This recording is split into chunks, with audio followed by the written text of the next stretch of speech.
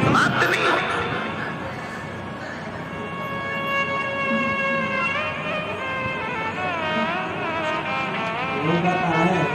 जैसे भस्म की कोई एक्सपायर डेट नहीं होती। होती है क्या? हरे रंग के तो बोलो। तुम्हारे घर में लकड़ी जलाई, तुमने भस्म तैयार करी, चूल्हा जलाया, कंडा जलाया, गोबरी जलाई और तुमने जो राख तैयार करी, कोई तुमसे पूछे राख कब एक्सपायर हो गई? राख की, भभूति की, भस्म की कोई एक्सपायर डेट नहीं होती।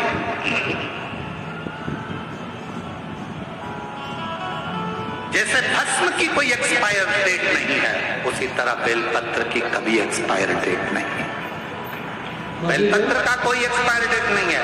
एक बेलपत्र को यदि आप 12 ज्योतिर्लिंग की यात्रा करने जा रहे हो, बेलपत्र को आप अपनी कॉपी में रखकर ले जा रहे हो और बेलपत्र को तुमने खोला, भगवान महाकाल बाबा क्या बोल गए? काल अधिपति महाकालेश्वर बाबा को मेरी बेलपत्र समर्पित हो, चढ़ाई, वापिस उठा ली, चल दो, अगले ज्योतिर्लिंग फिर निकाली, मैं त्र्यंबकेश्वर बाबा को बेलपत्र समर्पित करता हूँ, वापिस रख ली, फिर चल दिए। 12 ज्योतिर्लिंग में एक बेलपत्र भी घर से लेकर गए हो और वो बेलपत्र अगर आपने 12 ज्योतिर्लिंग को भी समर्पित करी है तो मेरे शंकर ने ये नहीं कहा कि ये पुरानी है, क्योंकि अखंड अजर और अमर है। ये मेरी तरह की अखंडता है। वो बेलपत्र कोई साधारण नहीं। जैसे सिर पर लगा हुआ त्रिपुंड का भस्म कभी एक्सपायर नहीं होता, उसी तरह शिव की बेलपत्र कभी एक्सपायर नहीं, एक्सपायर नहीं।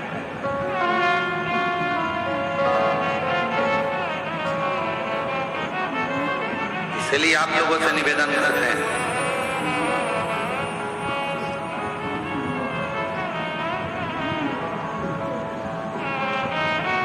दवाई एक्सपायर हो उसके पहले उसको खा लेना चाहिए, और तुम एक्सपायर हो उससे पहले श्री शिवाय नमस्तुभ्यम गा लेना चाहिए। मरने के पहले भगवान का नाम गा लो। मृत्यु के प्रयाण परिवार वाले बैठकर कहेंगे शांति के लिए 2 मिनट का मौन धारण करो। सारे ऑफिसर उन भी लाइन से खड़े होंगे, 2 मिनट का मौन धारण करो। क्या होगा 2 मिनट का मौन धारण करने से? क्या आत्मा को शांति मिल जाएगी? नहीं। 2 मिनट का मौन धारण करने से आपको शांति मिल रही है, आत्मा को नहीं। शांति कब मिलती है? जब जीते जी 2 मिनट का मौन रखकर श्री शिवाय नमस्तुभ्यम कह लेता, पंचाक्षर मंत्र जप लेता, षडाक्षर मंत्र जप लेता, तो शांति। उस समय पर वो शांति का अनुभव नहीं कर पाए।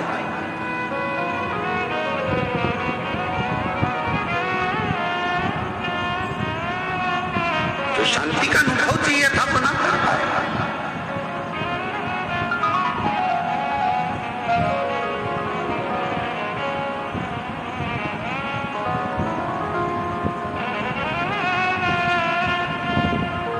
कभी प्रयास करना, बहुत ज्यादा टेंशन हो, डिप्रेशन में हो, ऐसा लग रहा है कि मेरा तो सिर फटे जा रहा है चिंता के कारण।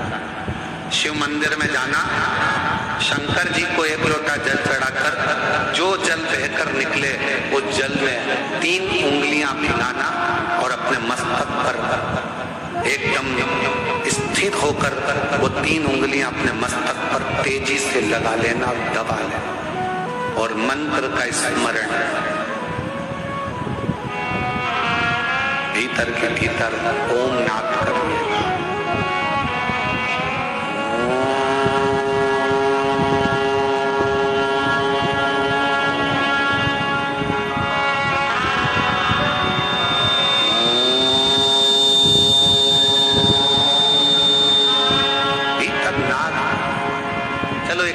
करके देखते हैं। अपना सीधा हाथ लो, हृदय से विचार करो कि मैं शंकर भगवान को जल चढ़ा रही हूं 1 लोटा। जमीन पर उस हाथ का स्पर्श करो। अभी की अभी देखो, जितने बैठे हो सब, और बिल्कुल स्थिर रहकर जमीन का स्पर्श कर 3 उंगलियां लीजिए हाथ में। और अपने मस्तक पर बिल्कुल दबाकर नेत्र बंद करिए, एकदम सटीक बैठिए स्तुप, और सबको बोलना है 3 बार ओम का नाद अच्छी तेजी में अंदर से बाहर शिव है।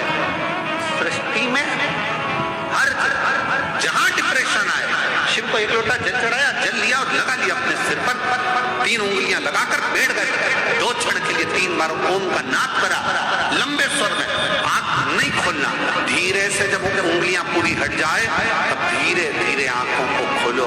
आपको ऐसा महसूस होगा शिवो हम शिवो हम शिवो हम शिवो हम, शंकर मेरे भीतर है, मैं शिव के भीतर हूँ, संसार में शिव, शिव में संसार है, और मेरे सारे तकलीफ, सारा दुख, सारा कष्ट मेरे शंकर का है। अब मैं जानती हूँ कि मेरा कष्ट शिव मिटा है, शिव मिटा है। और जब कोई